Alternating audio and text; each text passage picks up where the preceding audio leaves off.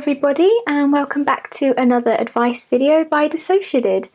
So this video is going to be all about therapy, and if you haven't been to therapy before, how to approach it in the way that's going to give you the best amount of preparation for what's going to happen. So when it comes to therapy, the first thing you're going to want to do is figure out what it is that's troubling you. And that might sound really obvious, and you're thinking, yeah, Chloe, of course I know what's troubling me, otherwise why would I be looking for therapy? But the idea behind this is that you need to get down the most troubling points, the things that are bothering you the most. So is this anxiety, depression, fatigue, psychosis? Are you suffering from bereavement? Are you having trouble regulating your mood? Can you sleep okay? You should write that all down, because it can be very stressful when you first go into a therapy session.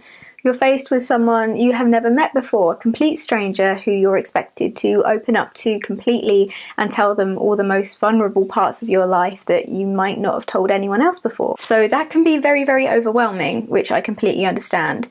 So when you're figuring out exactly what it is you want to bring up or why you're looking for help, if you write down at least, say, 3-4 things that are your biggest issues, so you can make sure that that therapist gets the immediate idea of what they need to do to help you.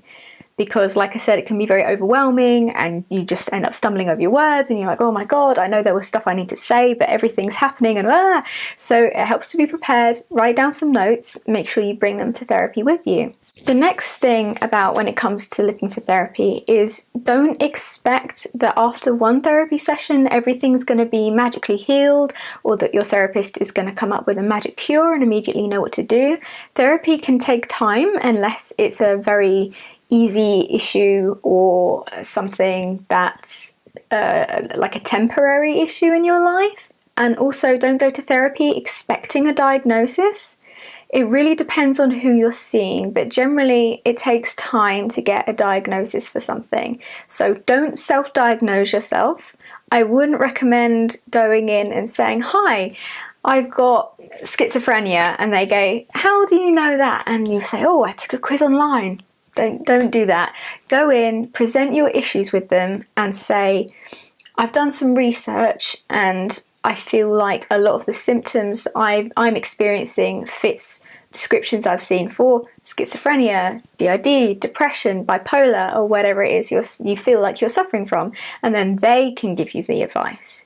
If you go in and let them know that you're 100% sure that you already know what's going on, they're going to be a little bit skeptical and less likely to take what you're telling them about your other symptoms seriously, because if they think you're self-diagnosing, then they're not going to know whether you're exaggerating certain issues to fit in with a certain diagnostic criteria. So be very honest, present your symptoms as they are. You can say, like, I've come to this session and this is what I want from it, so these are my issues, can you help me? But don't go, I'm here for a diagnosis of blah, because they'll be like, interesting. That's their job, leave it to them. So you might be thinking, all right, Chloe, this is all very good and well, but how do I get into therapy? What do I need to do to look for someone who can help me? First things you need to consider are money. Can you afford therapy? Where do you live in the world? If you're in England, do you need to go through the NHS? Are you looking into private therapy? Are you looking for a counsellor, a therapist, a psychiatrist, a GP? What is it that you want to talk about? And then you can decide what fits best for you regarding what you need from them and your price range. And also, it really depends on what it is you're talking about. If you are looking for help for something like DID, you may need to look for a therapist who specialises in dissociative disorders or trauma-related disorders. If you live in the middle of nowhere, you might be thinking, oh my goodness, I'm going to have to travel really far to get the help I need. So those are things you need to look into is, can you get there? Who's close to you? Look up reviews, recommendations and things like that about them. You want to be trusting this person with some very intimate information about you, and you want to know that they're going to do their job well. So distance is important, cost is important, and recommendations are very important. Now, if you've just listened to everything I've just said and you're thinking, right, okay, that means I can't have therapy, I'm going to ask you to think about why. What is it that's bothering you that you need therapy for, and what is it that's standing in between you and getting the help you need? Maybe you're physically disabled and you wouldn't be able to make the journey to get to a therapist's office. What if you have really severe social anxiety and you don't feel like you'd be able to handle talking to someone one-on-one in person without having a panic attack, or you don't think you'd be able to deal with the stress or the pressure of it?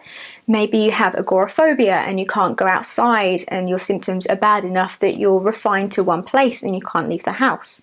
You could even be thinking about how much therapy costs, whether that's physically, emotionally, and financially, and whether you're equipped to handle that yet.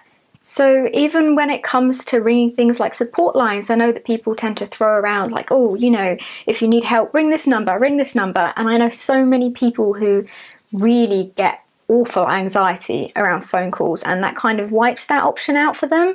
Or also, if you need help and you need to call someone, but perhaps you're from an abusive home, or you live somewhere where you don't want to risk someone overhearing you asking for help or talking about your struggles, then that can be very, very difficult. And I know what it's like. I've been there. But I actually have a loophole for you if that is something that would prevent you from going to therapy. If any of those things are something that is going to stand between you and getting the help you need, I think that everybody should be able to get help when they need it, especially if you don't fit into society's general category of being able, whether that's physically or emotionally, mentally able or healthy.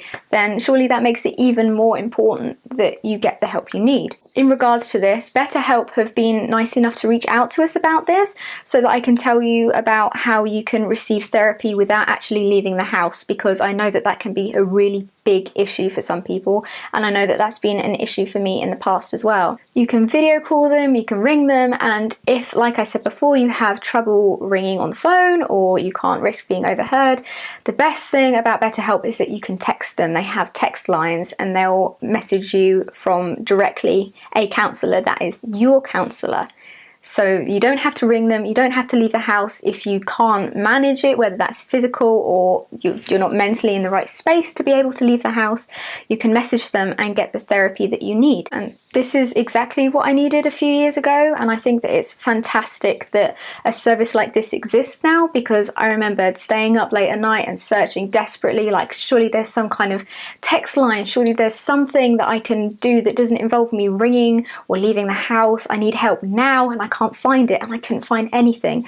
So I think that it's really important that they've managed to create something like this, and that's why I'm choosing to share this sponsor with you, because I really do think that it could make a difference to some of you out there, and I would not recommend something to any of you, regardless of if we were being supported by them or not, if I didn't genuinely believe that they could make a difference in terms of mental health. So if that idea of BetterHelp interests you, you might be wondering how it works for therapy. BetterHelp provide online counselling, which is at a better, more affordable rate than face-to-face counselling.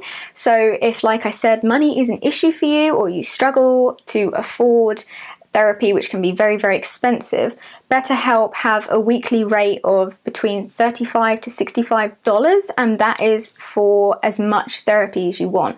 You can message them at any time of the day or night and they will be there for you. There's no limit on the amount of therapy you can have for that price. You could talk to them literally 24/7 if you want to, and that price isn't going to increase. It's unlimited therapy, which is, you wouldn't get that if you went to someone face to face. And it's not a gimmick either. I've checked it all out. In order to become a therapist or a counsellor working with BetterHelp, you need to be licensed, fully trained and accredited, so you know that you're in good hands with them, because like I said previously, if you're going to therapy, you want to check out the person you're working with so you know that they know what they're doing and that they've got all the right qualifications. So BetterHelp sort that all out for you. Plus you can look up who's going to be taking your therapy sessions, so you can check them out. They're LGBT friendly. You can choose whether you want a male therapist or a female therapist. You can choose whether you want a religious therapist or a non-religious therapist, which is very, very good in my opinion, especially if you've suffered from maybe cult abuse or ritual abuse, and you can say, I don't want anything to do with religion, I want that on my blacklist. I want a non-religious I want a non-religious therapist who's gonna listen to me and not bring anything other than my issues into it. I think my favourite thing about knowing that there's now text services out there like this is that it puts a lot less pressure on you. So if you were freaking out about me saying like, you need to write down all this stuff and it's going to be, you know, a really stressful experience, therapy isn't supposed to be super, super stressful. It's supposed to be helpful, and that goes for all types of therapy. But if you are someone who is prone to having anxiety attacks or who gets stressed very, very easily, then the good thing about being on a text line is that you can take your time to formulate a response. You don't have someone looking at you and you have to think on your feet. You can kind of take a break and think, right, okay, so what is it that I need to say? What is it that I'm really feeling right now? Take a minute and then respond. So it puts a lot less stress on you. If you're bringing up something really upsetting, you can cry without having somebody watch you, and everything is in your control. So if you feel like BetterHelp would be a better choice for you than face-to-face therapy, they have a sign-up process which I went through myself, which you can see on the screen. This sign-up process helps connect you to a therapist that's best for you based on your struggles and your experiences and your preferences, which I think is really good. What you can see on the screen right now are my honest answers that got me connected to a therapist, so please don't judge how bad my mental health is, because it's not great. That's why we're mental health advocates. But yeah, in my experience, I was matched with a counsellor within 24 hours, which is what they claim to do, so that's really good as well. If you want to sign up, they created a link especially for you guys, which is betterhelp.com/Chloe, and using this link will help support DissociaDID. So if you'd like to sign up and help us, then please do use our link so that we can keep providing you with educational videos and the advice that could help other people who are in need. I will say though, if you're planning on signing up to BetterHelp, you have to be 18 or over to use the service, and also it's not ideal for people who are suicidal. But we put together a long time ago, as in like when we started DissociaDID, so like 5 months ago, we put together a big list of suicide and mental health hotlines worldwide. We went through as many countries as we can, and you can find that on our Facebook page, and we'll also link it in the description below. So if you are suicidal, please, please, please, please reach out. I know how horrible it is. So yes, please do consider using our link to help support DissociaDID if you feel like BetterHelp would be something that's helpful for you. But if you're thinking, no, I think I can go to a face-to-face therapist, I can afford it, I can leave the house, I can handle calls and stuff like that, I want to see a therapist face-to-face, so what should you do? Yeah, there. So what should you do then? Remember to bring your list that I told you is a good idea to write down everything that you want to say, or at least a few key points of what you want to say, and if you forget that, don't worry, it's okay. Just make sure that you take time to breathe and don't feel too rushed. I know it can feel really stressful, especially if you've been waiting a long time for an appointment and you suddenly got it and you're like, oh my god, it's finally happening. I need to tell them everything. Where do I start? What's happening? They're asking me questions. It's okay. Don't forget to breathe. Just take some time. And I know that especially if you're going into the waiting room and you have to wait to see your therapist, that's when stress levels start rising, and that's when you can feel the butterflies going in your stomach, and it's, you know, maybe it starts to get hard to breathe if you suffer with anxiety. I think that it's a good idea to research some grounding techniques, some relaxing techniques, so that you can use it in the waiting room. So that could be things like repeat to yourself what you want to say when you go in. Don't forget to bring something, if you're a very tactile person, if you can bring something to touch that will ground you. So maybe that's like a little scrap of fabric that you find really nice and soft and nice to touch and relaxing, or something a little bit rough. You know, maybe you're standing behind a wall, there's a wall behind you, or the chair, and you can just run your hands over the brick and focus on that. How does that feel? Just remember that you're really there, especially if you're dissociating. Feeling textures that are rough or very, very cold or a different temperature can help you ground yourself in the space that you are, rather than being sort of sucked into your head and all these emotions that you're experiencing. So when you go into the waiting room, if you can, look around you, try and count colours, remember your birthday, what do you like to do, what was the weather like outside, what time is it, what do you want to talk about when you go in, and just remind yourself that you've got this and it's going to be okay, even though it's really, really scary.